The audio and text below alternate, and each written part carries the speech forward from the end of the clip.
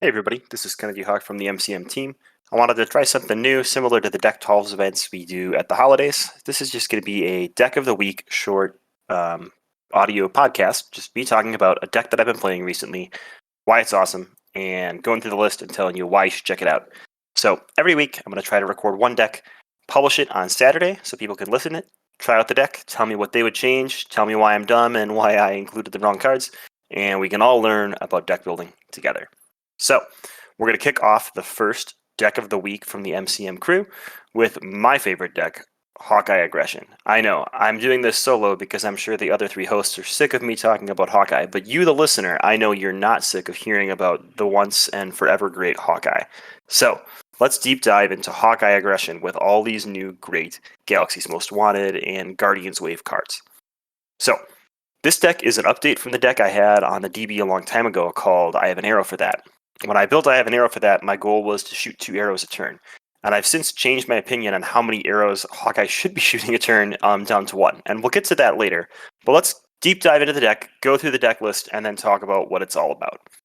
So we've got 5 allies in our deck. This is a Hawkeye Aggression deck. We have Angela, that's a new ally. We have Hulk, obviously Mockingbird, Spider-Girl, and Wasp. So only 5 allies, but all those allies are extremely cheap. Every ally costs 2 or less, except for Mockingbird, and she's going to be great value either way. So those are some of the most expensive cards in your deck, even though they cost 2 or less. So that should get you excited right there. We have 19 events, so this is not a normal KennedyHawk deck where we have 10 events and nothing else. We have obviously our 10 arrows, but on top of that, we have 3 copies of Mean Swing, 3 copies of Skilled Strike, and 3 copies of Earth's Mightiest Heroes. We have 3 resources only, Energy, Genius, and Strength. We chose not to include Power of Aggression because there aren't a ton of aggression cards that cost more than 0, right? Mean Swing, Skilled Strike, and Angela, that's 7 cards right there that cost 0. It would work for Hulk, Spider-Girl, Wasp, and then 2 of the upgrades we're going to talk about here in a minute. So not a ton of cards for Power of Aggression to combo with. For upgrades, we've got 13 upgrades. We've got 1 copy of Combat Training, a copy of Downtime and Endurance, 2 copies of Expert Marksman, 1 copy of Godslayer, 1 copy of Hawkeye's Bow, 1 copy of Quiver, 3 copies of the best card ever, Honorary Avenger, and 2 copies of Pulse Grenade. So there you have it. That is the deck. Let's talk about what it's all about. So the goal of this deck is to bring out your inner kid. And what you're going to do is once you get set up, every turn, you're going to pick whatever best arrow for the current turn is from your quiver. You're going to shoot that arrow, and then you're going to make a giant attack, an attack that would make Giant Man proud, swinging with your base attack for Hawkeye. I've seen Hawkeye swing for as much as 13, and I think you can get even higher if you get like the nuts card draw. So let's go through how we get to that. So let's just start with Hawkeye. So Hawkeye's got 2 attack on his hero side. With his bow, he's going to go up to 3 because that's +1 attack. We have Combat Training in our deck, so he can obviously get to 4. And your role in a multiplayer game with this deck is to just take it to the face. You are going to be punching the villain as much as possible, flipping as little as possible, and when you flip, you're going to flip back up, have so many cards in your hand that the villain will not survive. So you've got 4 damage so far with Combat Training, Hawkeye's Bow, and Hawkeye's Innate Attack. Since you're attacking the villain, you're going to use Godslayer, so that lets you exhaust it to add 2 damage to the attack. So that gets you up to 6. If you're not attacking a unique villain or minion, you could be attacking a generic minion. You probably don't need more than 4 attack then, hopefully, but if you did, you could mean swing that Godslayer to get +3, but we're not going to plan on doing that. We're going to be planning on attacking the villain every turn with Godslayer, so you're up to 6.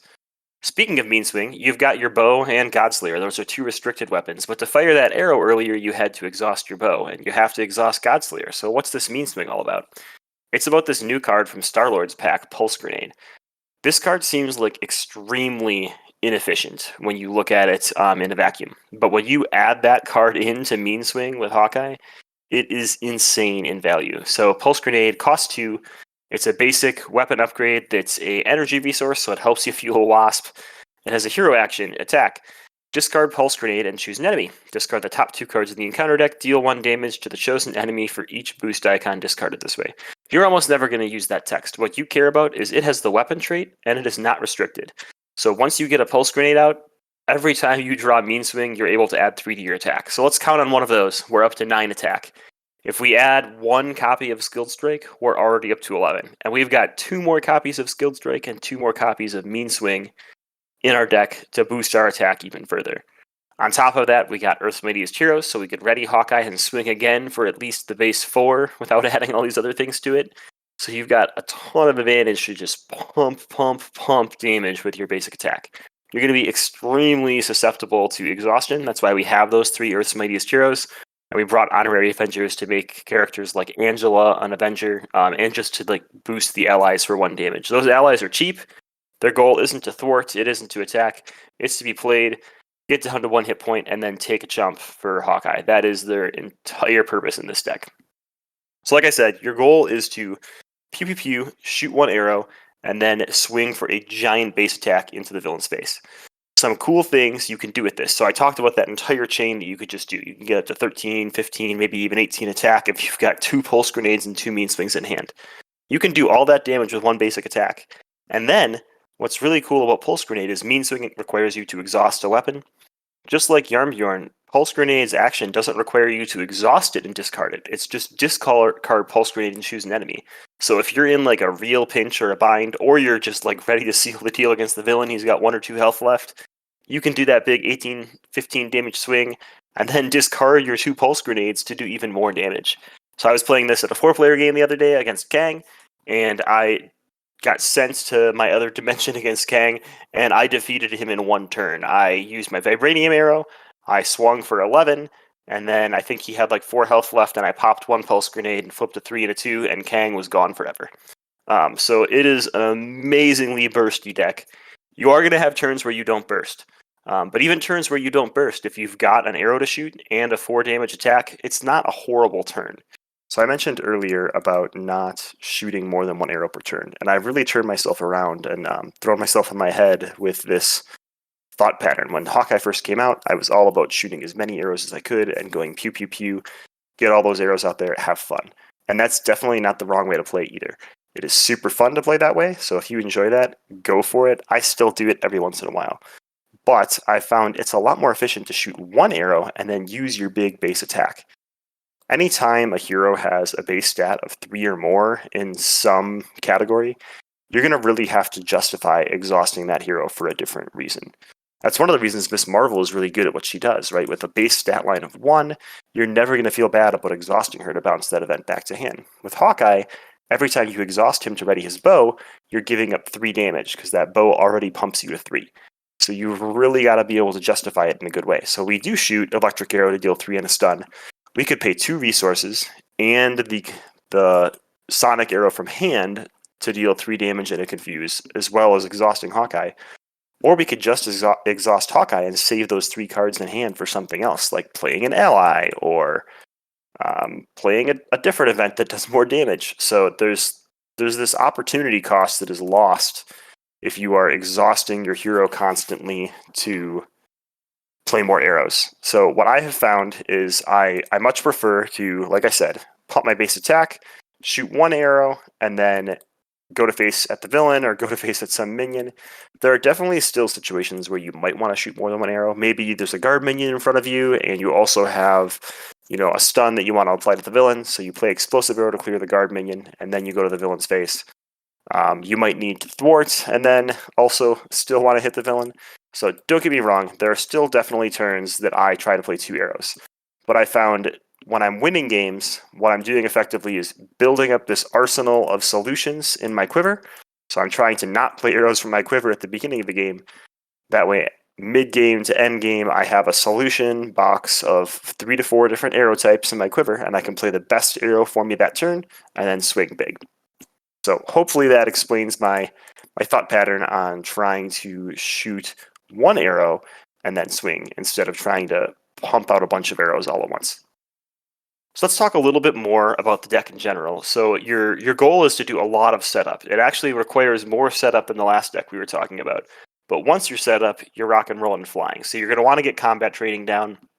You're going to want to get Godslayer and 2 expert marksmen. So that's 7 resources of investment right there. Obviously, you're going to want to get your bow and your quiver down. But once you have all that down, you're really set up to just rock and roll. Because at that point, every turn you can quiver, grab an arrow, fire that arrow with expert marksman for free. So that means you've still got your 5 cards in hand. With those 5 cards, you could do 1 Mean Swing, you could do 1 Skilled Strike, and you could play a 2-cost ally without dipping into anything else. So every turn, you're shooting an arrow, you're swinging for 11-ish, and playing an ally, which just sounds, about perfect to me. I don't think I mentioned those pulse grenades. You are going to need one of those out at least to have this consistent mean swing, but you can always decide before you get the pulse grenade out, maybe I mean swing my Godslayer instead of taking the +2. There's a couple options and pivots you can take here. Obviously, you could not take Hulk if someone else is playing a Hulk player. I would just Brawn or someone like that then that helps you. Hulk's really there because he has that really big HP line, so sometimes he could block 2 attacks for Hawkeye, which is very essential. You could swap Godslayer for hand cannons from Galaxy's Most Wanted. Those let you remove a counter, give an attack +2 and overkill. Those can be really, really good with Hawkeye, especially in minion-heavy scenarios. That might be a little bit better than Godslayer because those guard minions are really going to give you a tough time. And getting overkill and being able to splash, like hit that guard minion for 15 and then splash all that damage to the villain doesn't sound bad at all. Godslayer is a little more expensive than Hand Cannon, but I tend to like it better because it sticks on the board. Hand Cannon is like a recurring resource that I'm going to have to play every time I make 3 attacks. And I'm usually playing this deck in like 3 or 4 player multiplayer. I'm letting everybody else handle a threat and do whatever they can. You are going to want to use your Sonic Arrows and your Cable Arrows wisely. And you're really going to want to get downtime down eventually because you're not going to be able to flip a lot. You are contributing very little to the removal of threat. So every time you flip, you are costing your team greatly. So you need to make sure that you can flip and either have the villain be confused or have just removed a bunch of threat to help your team out. But ultimately, super, super fun Hawkeye aggression deck. Just a little bit more about the deck. So there's obviously only 40 cards in this deck. The cost curve on this deck is insane. You've got 15 cards that cost 0. Now, one of those is Wasp, so she doesn't really count, but she still counts in my mind.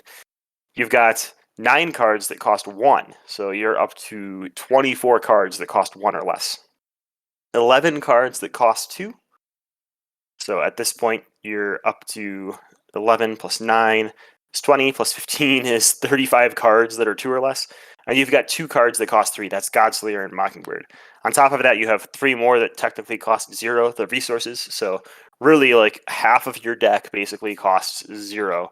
Which is going to really skyrocket you into always being able to afford to play that ally every turn and make sure you have Chumper so you never have to flip.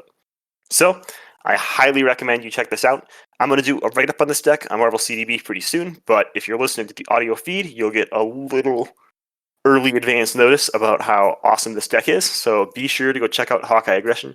If you have a different take on Hawkeye Aggression, hop on our Discord, or any Discord that I'm on, really, and shoot me your list, because I would love to try it out. I want to see what everybody else's takes are on Hawkeye Aggression with the newest cards before we move on to another hero and another aspect next week. So, that was it for this week's Deck of the Week. We will pick a new combination next week using some of the new cards from Drax's pack, and we'll see if I can finally decide that green cards maybe aren't entirely super disgustingly gross. Thanks for tuning in, and have a great weekend.